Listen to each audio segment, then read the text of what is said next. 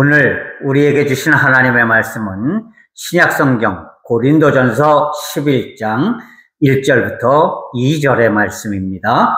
제가 가진 성경은 신약 276면에 있습니다. 받들어 읽습니다. 내가 그리스도를 본받는 자가 된 것 같이 너희는 나를 본받는 자가 되라. 너희가 모든 일에 나를 기억하고 또 내가 너희에게 전하여 준 대로 그 전통을 너희가 지킴으로 너희를 칭찬하노라. 아멘. 세상을 사는 모든 사람들은 다른 사람들에게 칭찬받으며 살기를 원합니다. 그렇죠? 어느 누구도 사람들에게 비웃음을 받고 비아냥거림을 받고 또는 꾸중을 받거나 손가락질 받는 것을 좋아하지 않습니다. 누구든지 사람은 세상을 살아가면서 칭찬을 받기를 원합니다.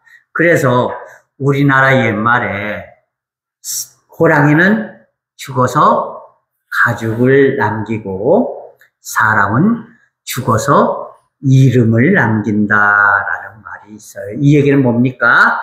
뭔가 위대한 업적을 쌓아서 후대의 사람들이 옛날에 지금서부터 100년 전에 지금서부터 200년 전에 지금서부터 500년 전에 권영문이라는 사람이 있었지. 그때 한명남이라는 사람이 있었지. 그때 김도현이라는 사람이 있었지. 라고 기억되기를 바랍니다. 나쁜 이름으로 기억되는 거 안 좋죠. 그죠? 을사오적인 이완용 그런 사람이 있었지. 그런 거는 바라지 않습니다.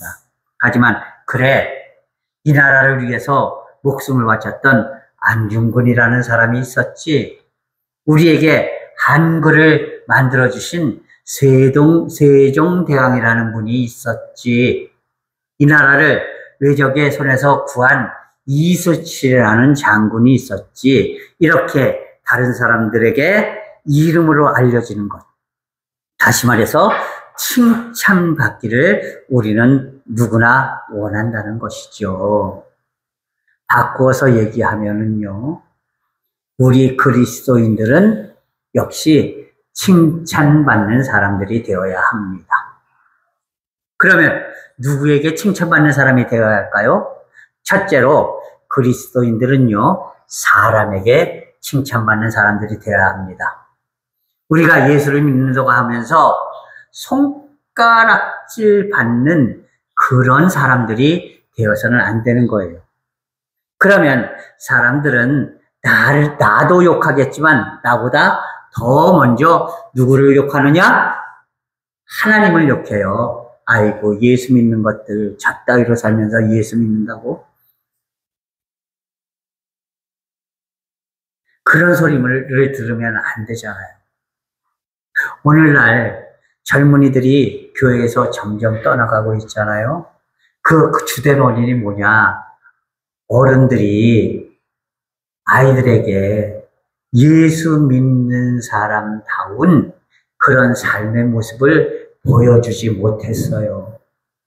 그러니까 젊은이들이 아이고, 우리 부모님 세대, 어른 세대 예수를 믿는다고 하면서도 제대로 살지도 못하고 손가락질이나 받고 저런 예수를 내가 왜 믿어?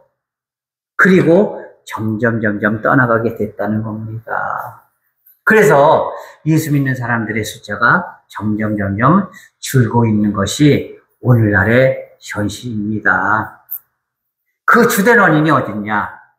사람들에게 칭찬받는 그리스도인들이 되어야지 되는데 칭찬받지 못하고 오히려 손가락질 받는 그리스도인들이 되었기 때문이다라는 사실입니다.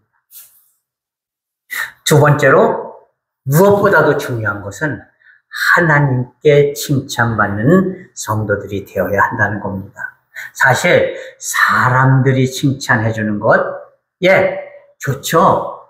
그러나 그것은 나에게 잠시간의 기쁨을 줄 수는 있을지 모르지만 그 어떤 영원한 영광이나 복과 은혜를 나에게 가져다 주지는 못합니다.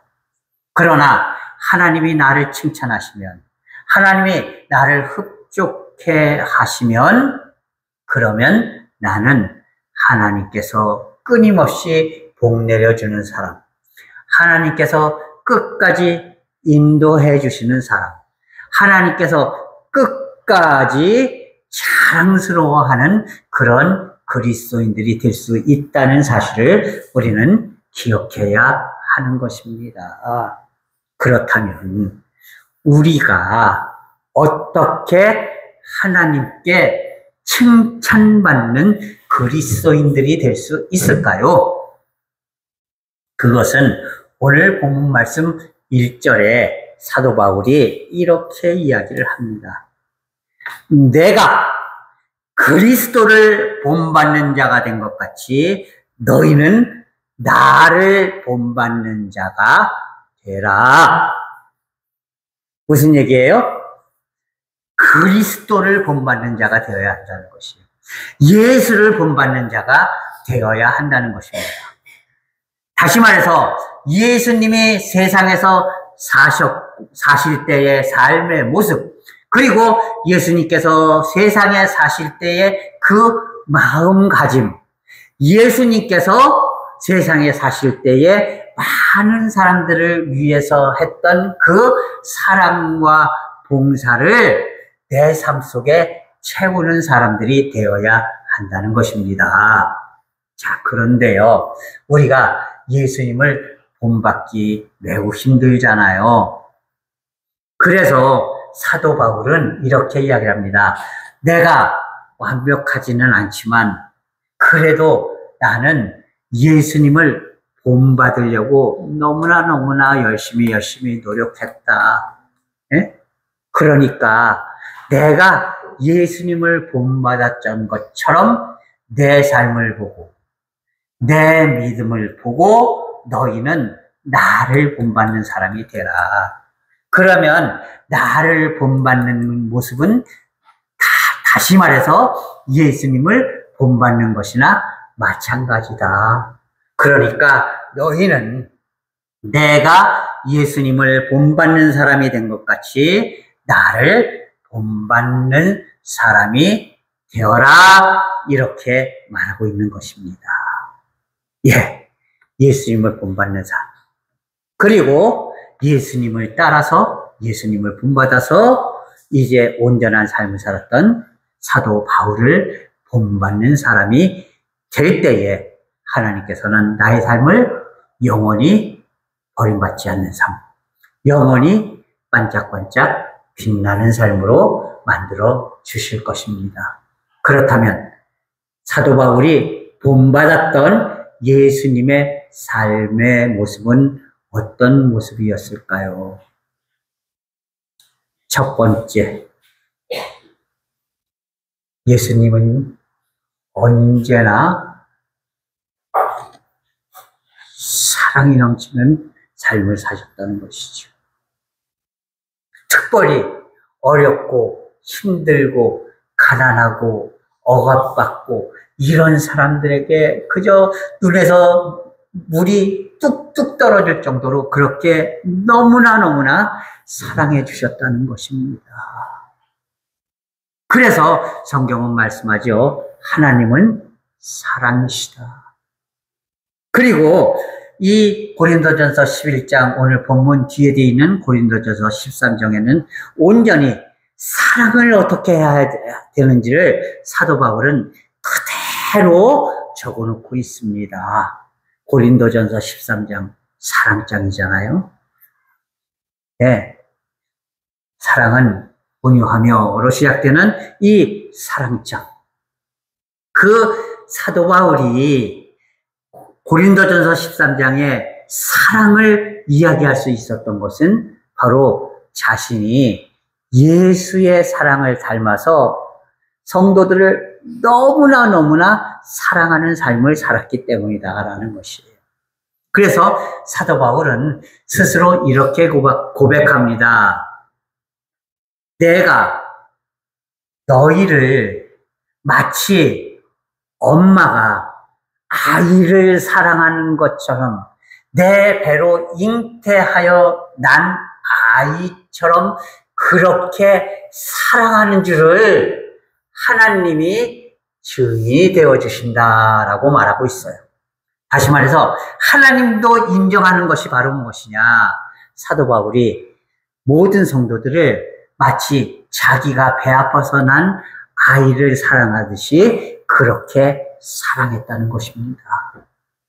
여러분, 우리 그리스도인들도 이 사랑을 품고 살아갈 수 있는 그리스도인들이 되어야지 돼요.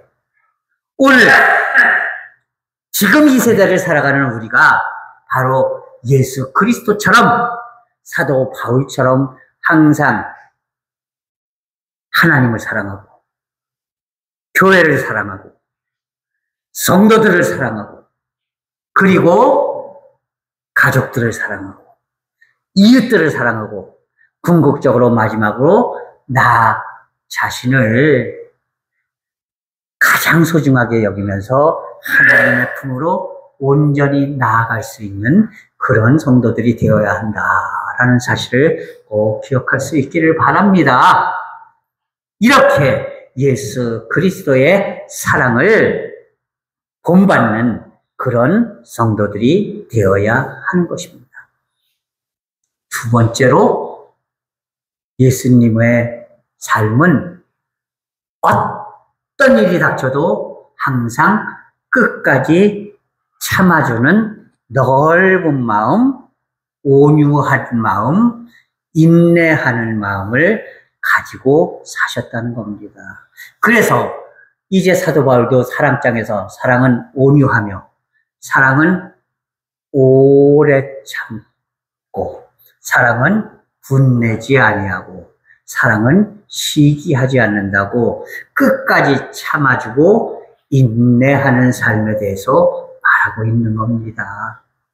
예수님께서는 심지어는 자신을 십자가에 못 박고 채찍으로 때리고 그 옷을 발가벗겨서 그 옷을 밑에서 희희낙낙 하면서 그렇게 옷을 제비에 뽑았던 그런 사람들을 향해서 아버지, 저들이 스스로 무슨 짓을 하고 있는지 자신들도 모르고 하고 있습니다. 그러니까 저들을 용서해 주세요. 이렇게 끝까지 참고 인내하시고 용서하는 삶을 사셨다라는 사실을 우리는 깨달아야 합니다. 사도 바울도 어땠습니까? 끊임없이 사람들에게 배척을 당했고요. 심지어는 돌로 쳐서 거의 죽기까지 갔고요. 수많은 그 위정자들에게 단지 예수를 전한다는 그 한 가지 이유로 말미암아서 50의 한 대 감한매를 너무나 여러 번 맞았음을 우리는 기억합니다. 그럼에도 불구하고 이 바울은 끝까지 인내하고 참아내고 그들을 용서했습니다. 왜요? 예수님께서 그렇게 하셨으니까.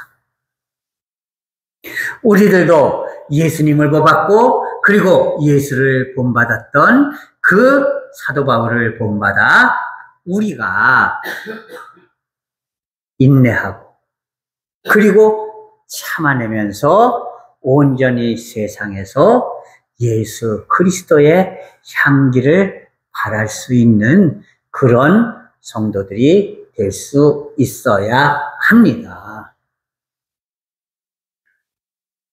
세 번째로 예수 그리스도께서는요, 그 어떤 경우에도 하나님의 영광만 가리지 않는다면 먼저 용서하시고 손을 내미셨다라는 사실을 우리는 깨달아야 합니다.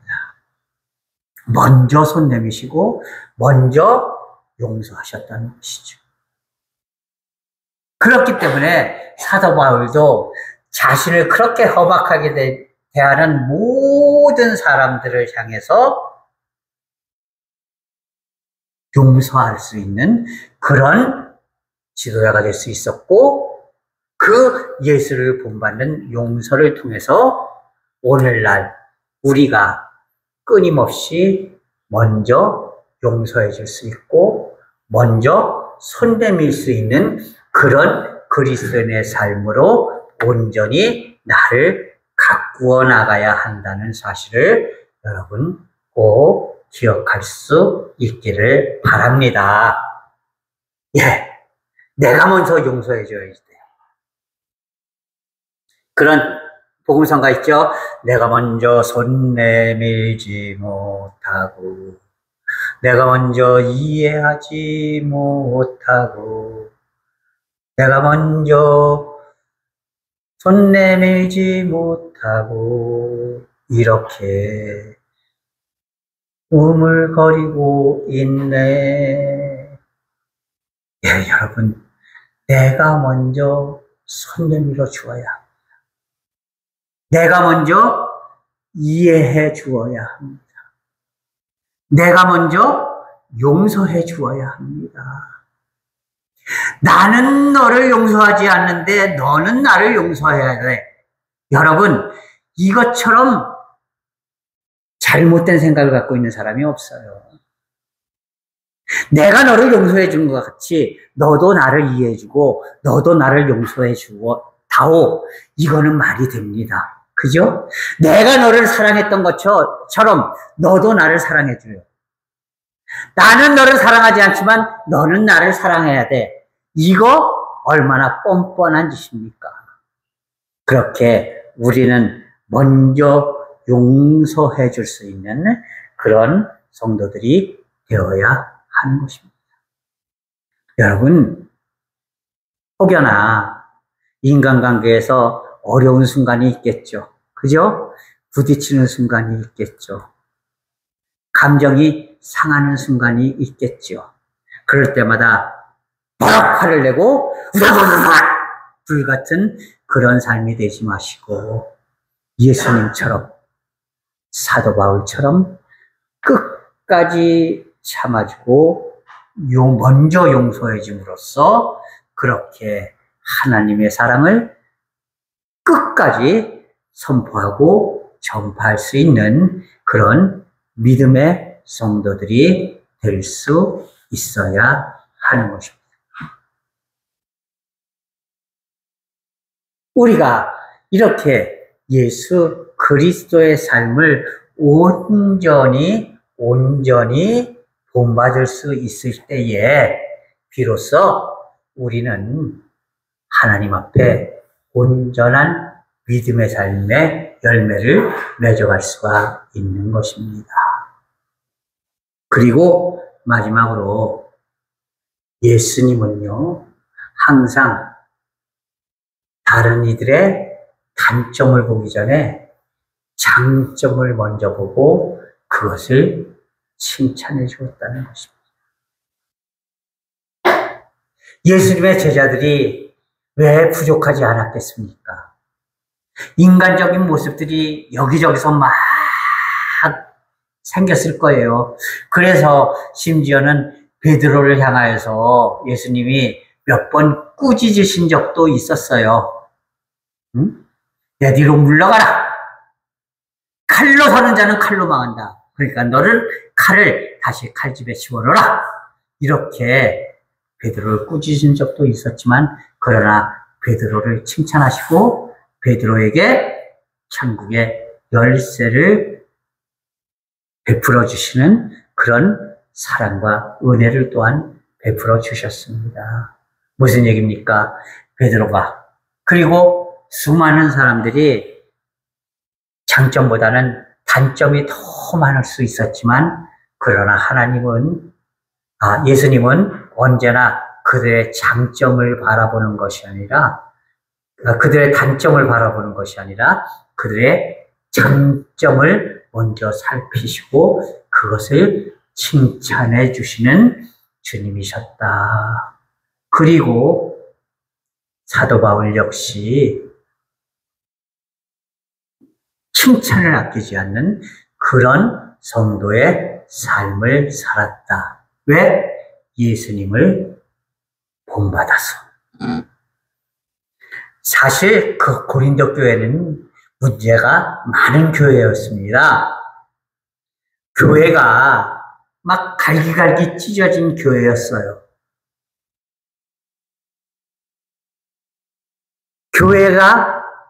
교인들이 네 갈래로 갈라져서 서로 아웅다웅했어요. 실제로 고린도전서 1장, 2장, 3장을 보면 그게 아주 적나라하게 이제 사도 바울이 이야기를 하고 있습니다. 예? 너희 중에 바울파가 있고 아볼로파가 있고 게바파가 있고 그리고 그리스도파가 있지 않냐? 예, 무슨 얘기냐 하면은요. 첫 번째, 이 교회를 개척하고 설립한 사도 바울의 다시 말해서 원로 목사님파가 있었다는 거예요. 그리고 그 당시에 고린도 교회를 목회해 나가는 아폴로, 다시 말해서 아볼로라는 담임 목사님을 따르는 파가 있었다는 거예요. 예, 오늘날 교회들도 먼저 은퇴하신 원로 목사님이 있는 교회들 보면은 그런 경우가 많아요. 그죠? 원로 목사님한테 이제 마음에 안 드는 것만 있으면 쭉 쫓아가서 막 미주알 고주알 이제 일러 바치고 그래서 이제 원로 목사님을 화나게 하고 그래서 교회를 싸움으로 몰아가는 그런 사람들이 있는 교회들이 몇몇 있어요. 예. 오늘날도 그런 교회가 있습니다. 마찬가지로 고린도 교회도요, 원로 목사님파하고 담임 목사님파가 서로 싸우고 있었다는 거예요. 그러니까 이 꼴저꼴 다 보기 싫다. 우리 그리스도인들, 특히 유대인 그리스도인들은 예수님의 정통적인 열쇠를 받은 게바, 다시 말해서 베드로의 가르침을 따라야 해. 그래서 우리는 원로 목사도 싫고 담임 목사도 싫고 베드로, 하나님의 열쇠를 가진 베드로를 따르는 사람들이 될 거야. 그리고 게바파, 다시 말해서 베드로파를 만들었다는 거예요. 그렇게 세 파가 나뉘어서 막 교회가 싸우고 있으니까 여기저기도 다 끼지 못하는 사람들이 있었겠죠. 그러니까 저것들 인간적인 모습으로 저렇게 싸우고 있어. 에이, 우리는 다 같이 뭉쳐서 우리는 예수님만 따라가는 사람들이 됩시다. 그리고 자신들의 모임을 우리는 예수님만 따르는 그리스도파다. 이렇게 이름을 지었다는 것이에요. 그래서 고린도 교회가 네 파로 나뉘어서 서로 아웅다웅했어요. 바울파, 아폴로파, 게바파, 그리고 그리스도파. 여러분, 이래서 교회가 되겠습니까? 그러니까 그 틈을 비집고 이단 사설들이 막 들어오는 거예요. 오늘날 교회들도 그놈의 친천지라든지 이런 이단들 때문에 얼마나 골머리를 앓고 있습니까? 중요한 거는요, 사랑으로 똘똘 뭉쳐있는 교회는 그런 사람들이 못 들어와요. 그런 이단들이 못 들어와요. 그런데 이렇게 4분 5일 돼서 찢어져서 막 싸우고 있으니까 이단들이 마구 들어오는 거예요. 야, 그것 봐라. 너희들 이렇게 되는 이유가 뭔 줄 알아? 바른 걸 못 믿어서 그래. 우리가 바른 거야. 그러니까 우리가 시키는 대로 한번 해봐. 이러면서 막 이단들이 들어왔다는 거예요. 그래서 이제 고린도전서 1장부터 5장 사이에 여러 가지 기록들을 보면은요, 이렇게 4분 5일 된 그런 고린도 교회의 모습. 그리고 이단으로 인해서 이제 어지러워진 고린도 교회의 모습. 이런 것을 사도 바울이 막 말하면서 막 꾸짖고 있어요. 그런데 중요한 것은 이 사도 바울이 꾸짖기만 하지 않았다는 것이에요. 그 속에서도요, 장점을 찾아서 칭찬할 거리를 찾았다는 것입니다. 그래서 오늘 본문 2절 말씀에 보면 뭐라고 되어 있습니까? 너희가 모든 일에 나를 기억하고, 비록 찢어져서 서로 내가 낫니 네가 낫니 하였지만 그럼에도 불구하고 내가 너희에게 가르쳐준 것을 열심히 기억하고 너희가 너희에게 전해준 대로 그 전통을 지키려고 노력하니 너희를 칭찬한다. 이렇게 사도 바울은 이야기를 하고 있는 거예요. 예, 단점도 있겠지만 단점보다는 장점을 바라보는 그런 사람들이 되어야 한다는 것이에요. 예수님이 그리하셨고요. 악독뿐만 아니라 사도 바울이 그랬다는 것입니다. 왜요?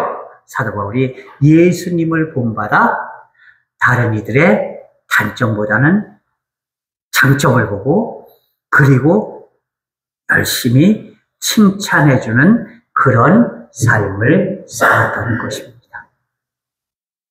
사랑하는 성도 여러분, 우리가 누구를 본받아야 하겠습니까?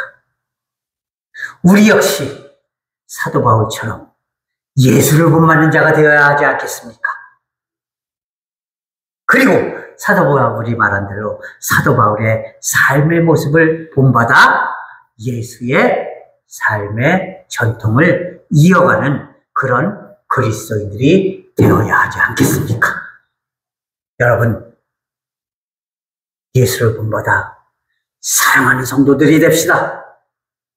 예수를 본받아 인내하고 용서하는 성도들이 됩시다. 예수를 본받아 항상 다른 사람들의 단점보다는 장점을 바라보고 칭찬이 넘치는 삶을 살아가는 그런 성도들이 됩시다.